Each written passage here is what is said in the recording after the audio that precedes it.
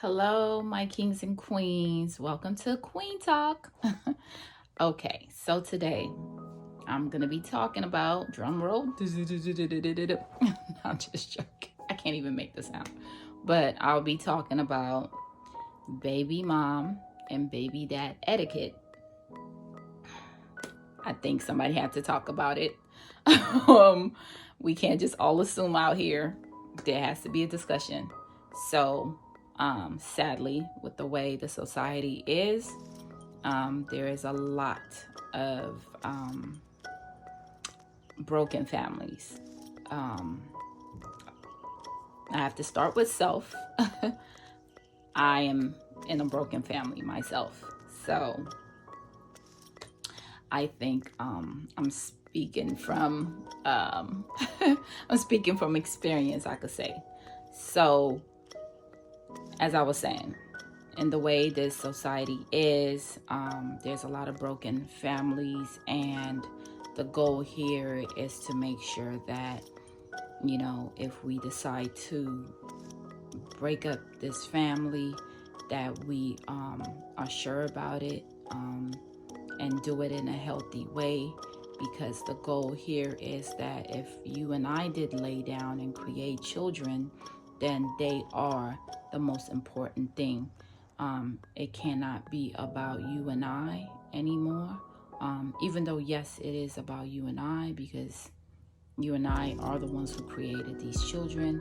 But in my terms, when I'm saying you and I, it cannot be something selfish where I'm trying to hold possession over you and you're trying to hold possession over me, and we're over here being petty, or you're doing this, or now I'm going to be doing this, or oh, I'm going to be holding the kids away from you because you're not giving me this, or or I'm going to have some type of authority over you because you're the mother of my kids. This is what I talk about when I say you have to start focusing on the kids. It cannot be about you and I anymore. If we do decide to end the relationship, and before you end your relationship, I say that you start with the question of, are you contented? The definition of contented is you are satisfied with your life or the situation you are in. Are you satisfied? Are you both satisfied with the situation that you are in currently? If not, let's talk about it. If we both can listen to each other, then please let's go to a counselor. Either go to therapy, family therapy, somebody who can listen to the both of you without any bias and point out things that you both need to hear about each other, without any interruption, without any bias. This is someone who can, someone who can look at you both without, it can't be nobody's mama, can't be nobody's cousin, definitely cannot be your friends, your homeboys, your homegirls, aunt, uncle, none of grandma, grandpa. It can't be any of those people. It has to be a third party that has nothing, who is not emotionally connected to you by any means necessary. Someone completely out of the friend family function, or box, I could say. Yeah. So, and if that doesn't work, then and you guys still decide to end the relationship, then I think there are some etiquettes that you both need to follow to keep the relationship smooth. Now, when I'm telling these rules, I know you might say it's easier said than done because there's so much emotions, but this is why I say therapy, to work out those emotions. So when you make your decisions to finally let go of this person, then you're coming from a stable-minded place, and it's not just an emotional, irrational place that you're coming from. You're coming from somewhere where it's like, no, seriously, we can't do this and we can't work this out. So you know, ultimatum is we have to sadly end this, you know, and, you know, and, you know, sometimes I know that a breakup can be uneven, meaning either the guy leaves the girl leaves the guy and he's not ready to end it, and then there's this back and forth thing, or there's a reversal where the guy leaves the girl, and sometimes that's hard to find, where a guy actually leaves the girl. When the guy actually leaves the girl, then there really is then the girl really has done something, you know, something to cross or to disrespect him in such a way that he just cannot bear any longer. You know, we women are more emotional beings, the men are more rational beings, logic beings. So for them to leave, it must be. And we women want to feel, you know, love and that whole Disney. Please drop the Disney, turn it off, burn Disney, because that's not relationship. That's not marriage. Disney is a false hope that ruined so many women out here thinking we're all gonna find Prince Charming or princesses and live happily ever after, and birds are singing to us and rabbits and deers are singing with us. Like, no, that's out. That's a lie, big lie. Ding ding, get off the bus. No. So just, you know, two people coming from two different emotions. And I think the big red flags where it's like, please get out, will be domestic violence, men and women. You know, any type of abuse, I would think. Verbal abuse, men and women. I mean, these are the things you could, but domestic violence, once somebody lays hands on you, I think it's a red flag right there. You know, it might sometimes be a one-time thing because two people, you know, cause altercations at times. But when one party was just sitting there and you just went over and smacked them over the head for no reason, then yeah, definitely leave. No one needs to be physically abused, men or women. Nobody deserves to lay hands on anybody, man or woman. Women, you cannot lay hands on men and slap them up and buck up and be in their face and think nothing is going to happen. And men, you can just hit your girl for no reason. So again, physically abuse, verbally abuse, you know, you might want to exit that. I highly say you do exit that. What else? Infidelity. I know, like I said, men, women coming from two different brains, emotional, logic. I think when a woman does cheat, it is something more, because we are usually tied down to that one person. Our emotions are so involved with that one person, and to break that, especially when you have kids with this man, to lay down with another man while you're still involved with the father of your kids, I think that's two red flags on the play. Game over. I think as a man, you should respect yourself and remove yourself from that whole scenario, because I think she has crossed the line and disrespected you in many ways than one, because we're the one left with the imprints of your child and everything of that nature. And I think, you know, if you're not feeling happy in a relationship, this is why I suggested to speak and go to therapy about it before if you ever think you're gonna cheat, or even have that mindset, or want to even put yourself in that scenario because you feel any type of way, please go to therapy or please leave.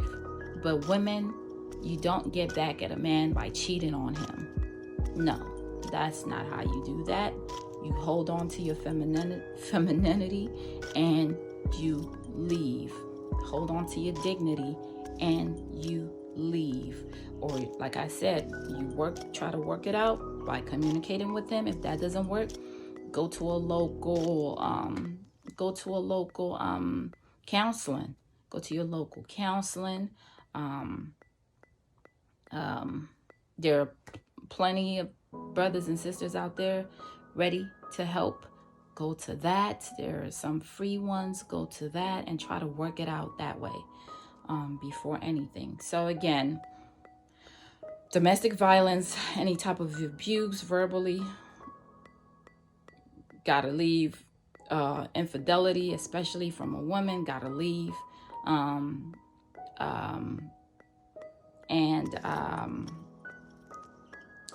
If they any type of addiction, if it's drug addiction, any drug addictions, any alcoholism, that's a whole form of disease. And you might try to stay and try to work it out, but I'm speaking about how these are red flags because of kids are involved here. It no longer becomes about you and him. It becomes about you have children to raise. So these are why these 4 are really highly important for you to really just pack up and move out for these 4, because it could take a detrimental pitfall, because children don't learn because whatever we're telling them, they learn by what they see. So if you guys are in these situations and you're acting real chaotic and responding to each other in certain ways and speaking to each other in certain ways, this is what the kids see and learn and grow up. Charity begins at home. Everything begins at home. So you guys are their first blueprint on how to communicate with the opposite sex. So if that communication and that example is not healthy, they're gonna carry it on. So again, those 4 leave. So again, etiquette: before you break up, try to reach counseling, see if you could work it out. If you can't, then you know that you're coming from a good place to let the situation go. Second, no more sex. After you decide, hey, this is it, stop having sex. That's the back and forth baby mama drama thing that goes on, because you keep having sex with each other, creating more drama. Again, women are emotional beings. So in that, she's feeling like, you're giving kids hope. You're giving her hope that maybe you might come back together. She's feeling some type of way if you get, if you move on with your life, or he's feeling some type of way if you move on with your life, because you're giving him a taste of that poom poom, because that's why y'all had kids. He laid down with you to have kids with you. So you still having sex is a no. That has to be cut off completely. No mas, no way. Stop it. It's not good. Third is make it about the kids. It's about the kids. It's about the kids. The moment you said, okay, that's it. It's always been about the kids. But now truly focus on the kids. That's why I suggest to stop having sex. Focus just on the kids. Set days and times on when the kids will be with one parent or the other, or what times one parent is coming over to spend time with the kids, or set a nice steady schedule that each parent can adhere to make this whole separation thing work. You guys talk to the kids after after you decide not to be with each other, have a conversation with the kids as well to let them know this is what's going on. This is how it's going to be. This is the reason why you guys came to your conclusion to no longer be together. Try to have that conversation as clear as possible to the kids so they could understand this is why you guys cannot be having sex anymore, just so it stops confusion, because kids are kids. They want mommy and daddy to be together. So when you're still in the house having sex, playing house, but yet not together, y'all doing your own thing, and it causes confusion for all parties involved. So that's why you cannot keep having sex with your kid's mother or father if you guys are done, and you guys know when you're done, as so stop. The party that knows that they're done, stop having sex with the other party. And fourthly, I will suggest not to follow each other on social media, because really that's just another way to create more drama. Things might be taken out of context. Subliminals might be thrown that aren't subliminals, but somebody might think it's a subliminal. So just try to have separate lives. After everything is over, try to have separate lives so no one is in no one else's business and things could kind of go smoothly. Just to have a healthy environment for everyone involved, for you, her, the kids, the family, everybody involved, the friends, so everybody could know where y'all at and keep it there. So no social media, and so just try to have separate lives, try to be respectful to one another, respect each other's lives after you two, and try to be adult about things and not involve the kids when you guys both decide to go into a new relationship, because I know jealousy will come out and things of that nature, but just try to work that out by still staying in therapy separately to work out those feelings, and respect one another, because that's where everything starts from. It starts from respect, and know that what you're doing is bigger than you, because your kids will learn that, hey, two people can sadly not work out, but there's a respect factor there, and there's still love, because you still come together for the kids, for their birthdays, for graduations, for their events, or things of that nature, and still be cordial with each other. No drama. Show the kids healthy boundaries, because they're learning from you both, and they're taking this to grow up to be an adult and a good citizen in this world. Just be great examples to your kids, and try to come out that selfish need that is about you. It's not about you. You're not entitled to each other. You're not entitled. She no longer has to care what you're doing or be of help to you, and he no longer has to care or be of help to you. But yeah, he can respect you and want to protect you if all goes wrong and you need protection, and because of course we want each other alive to be present for the kids. So if it comes down to something that that detrimental, yes, but anything else, keep it separate, keep it respectful, think about the children, think about your peace, and go with God. Go with God.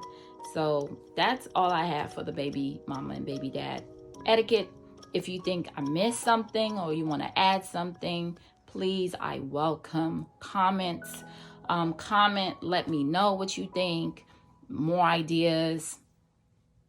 Everyone is trying to grow out here in this world. So help me out, y'all. Thank you so much. Have a good day. Peace. So ladies, you cannot be friendly with your baby daddy. If he's not going to be with you, you need to cut that relationship off in entirety. Do not be like so many of these women who end up getting drug along for years, okay, with the men sitting there dangling, okay, I'm going to marry you now, just keep on holding on, and lets their baby daddy sit and lurk scaring other men away, playing on your emotions, keep being friendly. And now before you know it, years and years go by and you've never been able to get married or have a healthy relationship because you've been playing house with your baby daddy. If you have the child and he doesn't want to be with you anymore, guess what? It's over. Do not call me. Do not talk to me. Unless it is something that has something directly to do with this child, we are not cool. No, you cannot come inside my house.